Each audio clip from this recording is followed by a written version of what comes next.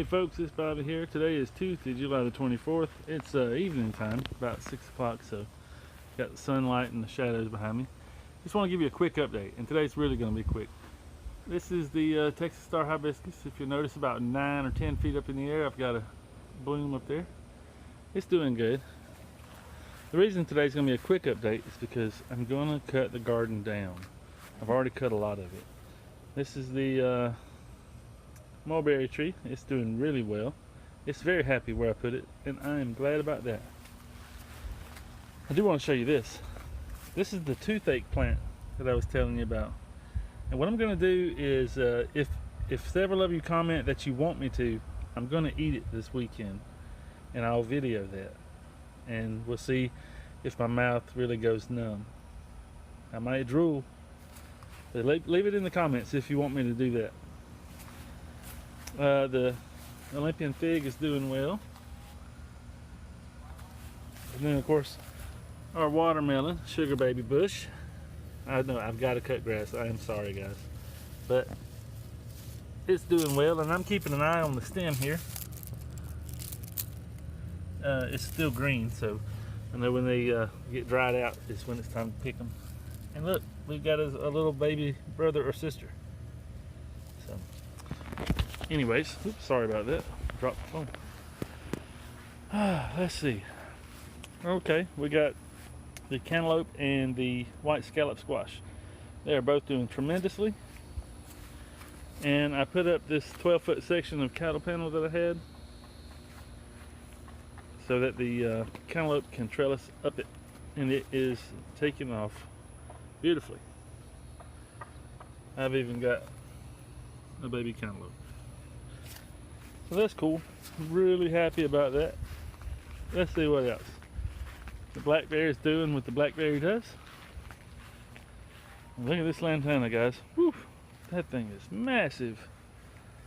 I mean, this is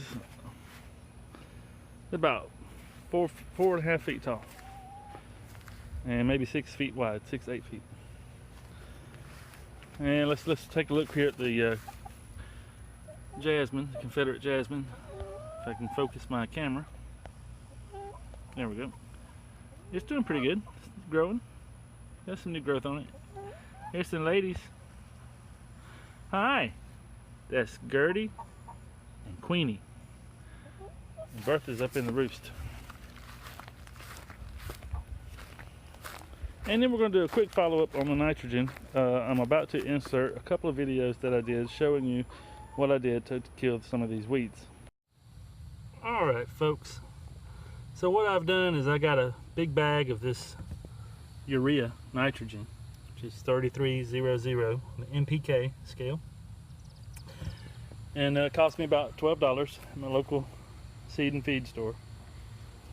I also have a bag of coffee grounds here from Starbucks, but that's not for what I'm doing today. And well, with my weed problem. So what I've done is I came out here and I laid it on pretty thick. Like you can see this spot right here. Those are just the granules, and you can shake it in so it'll get down to the roots. I'm not trying to just burn the tops. But what I've done is it's very water soluble.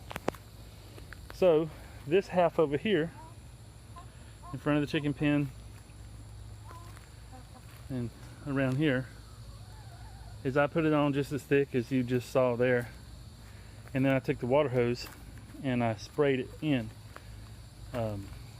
I did put a little bit in a cup, put a little bit of water in there and stirred it around, and it dissolved really quickly. I mean, after all, it's just urea, probably urine from animals. But I watered that portion in. Now what I'm going to do is I'm going to leave this over here, and I've also scattered it throughout some of that area there and right there. What I'm going to do is I'm just going to leave it and see if one does better than the other, soaking it in or just leaving it dry. Because honestly, if leaving it dry does just as well as soaking it in, why do the work? But I digress. I also put a little bit on top of these two mounds. So basically, you know, people that do straw bale gardening, you know, before they actually plant, and then they prep their straw bales with nitrogen, just like I have here, for about 2 weeks or more with nitrogen every other day. So this hopefully will work. We will find out. I'll let you know and keep you posted. Today is day 1. Today is Thursday, July 12th. All right, back to your regularly scheduled programming. Okay, so this is 24 hours later. This is the part that I sprayed down with water. Some of it is a little crispy, more so in other places, like right here. You know, that's dried up pretty good. That's where I sprayed it with water. Here again, you see some of it is dried up. And here's the side over here that I did not spray. It kind of crunches when I walk on it. It's a little dried up too, so I think the results are about the same. But that's only 24 hours, so what I'm going to do is reapply and do it again. All right, see you soon. Okay, folks, here we are on Saturday, 48 hours later, after 2 applications of the nitrogen. And as you can see right here, it's pretty much toast, but you still got a good bit of grass and stuff that's well rooted in there. Another example. So it burned it up pretty good. Let's look at some bigger areas. You can see here,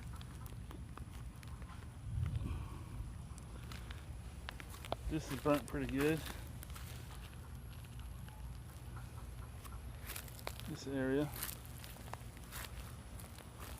it's burnt area there, but then, you know, all around it is still very green.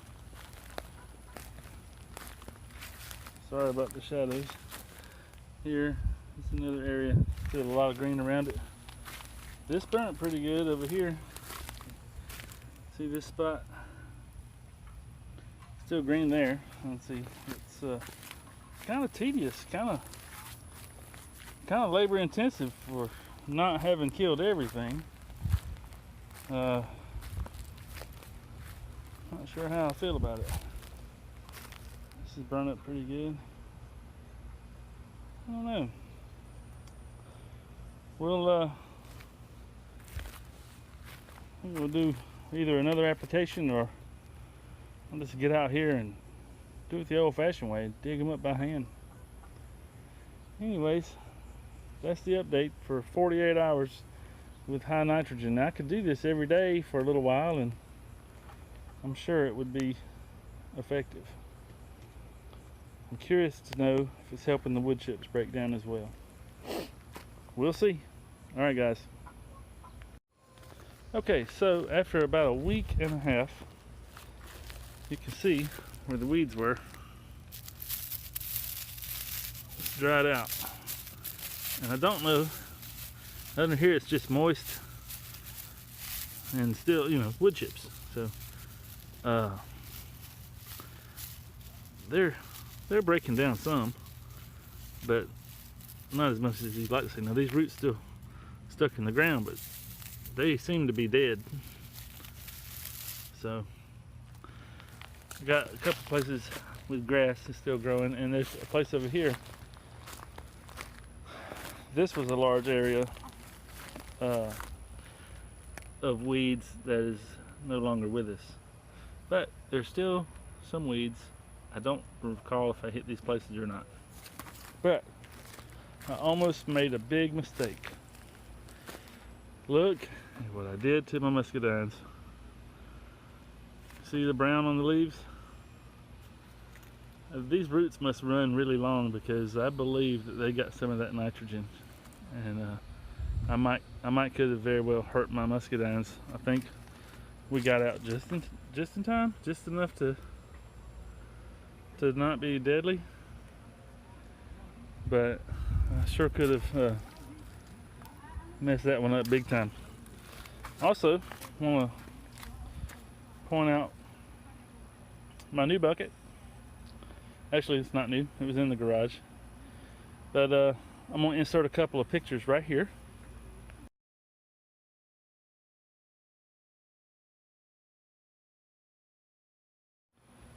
And that's how I make these compost buckets. Nothing to it. And they work. You'll notice here I've got several landscaping timbers. I'm going to be making new garden beds over there in my main garden. And I'm looking forward to seeing how that turns out. Look how tall this milkweed has gotten. And it's gone to seed, which I think is just amazing. I mean, I don't mind having milkweed all over the yard. Call it a weed all day long. I think it's beautiful, and I invite the butterflies. They should be coming anytime now. My canna lilies are doing well too. I've had some really pretty ones. And let's see. I'm just letting that cucumber go to seed. That poor pitiful thing. Let's see, I just want to show you real quick. Look at this corn. Carl's Jim corn. It's probably 4.5, 5 feet tall now. It looks like I'm gonna have 1, 2 ears of corn. And I come out here and shake it every now and then so that it'll pollinate. My goji berry is doing wonderful. I'm so happy to see it growing. I've had a few flowers on it. There's one right there. So that's really cool. And the cantaloupes, guys, look, there's a baby cantaloupe. There's a not so baby cantaloupe. Put my hand down here and you'll see. It's about, I don't know what kind of ball is that size. I got more cantaloupes there, there's one in the back. I have about 7 cantaloupes on here. This acorn squash is shot, full of weeds. These tomatoes, I haven't even picked a tomato off of this plant. I've just let it go. That's my bad. It was a sucker that I stuck in the ground, so not wasting money, but I'm letting the bugs proliferate, I suppose. Peppers, I've eaten enough of those as well. And then the cucumber, look, it is slowly drifting away. So what I'm going to do is cut it down.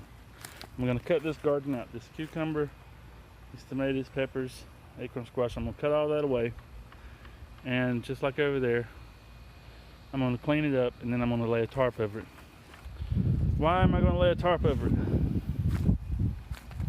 To get the heat in there and let any weed seeds germinate and then die because they're not getting any sunlight. That's the plan. So that's what I'm going to do. And as you can see, I have already taken all the tomatoes and whatnot out of this cage, in this box, and you can see all the weeds that I have in there. Whatever the horses poop, that's the weeds you're going to get. But I'm going to clean all this up. I got to transplant my oregano somewhere, and I'll probably let this bell pepper grow, and I may let, there's another toothache plant, and I may let either the pepper over here grow or the eggplant. But either way, they're gone. Look, there's a cucumber. I bet I picked 30 pounds yesterday. I'm tired of cucumbers.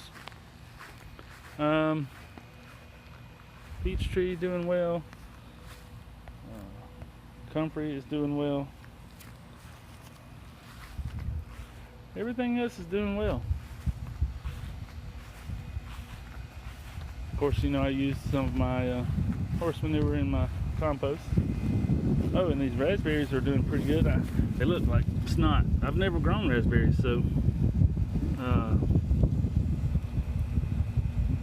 know, it's It's new to me. But I will cut them back in the fall or winter. This honeysuckle is really kind of getting out of hand. Thinking I might cut it down too. I cut that wild cherry tomato sucker down. It was just going nuts. And look, in one day, it got so hot out here. I had this tomato doing, this is a San Marzano from a sucker. It was doing so well, beautiful. It got so hot. It was 100 degrees. I think the heat index was like 108 or something in one day. I came out here and it was brown, burnt, dead. So I'll be cutting these back too. That squash is dead. I found out one thing that you guys might find interesting. Vining squash prefers to be on the ground. Or use the shade cloth. So that's something I didn't know, but I did learn, and that's what I do this for, guys. I do this because I enjoy it, but I enjoy learning. And some things, as gardeners, we all know we have to learn the hard way. So anyway, gonna see some changes coming around, guys, and we'll get ready for the fall garden. So for now, I wish all of you happy gardening. I'm really enjoying watching all of your videos. And gardener, you're doing great. I like those tomato suckers you did, and your garden looks beautiful. Looking forward to the next update. All right, guys, thank you very much, and enjoy your week. Please share and subscribe. Bye-bye.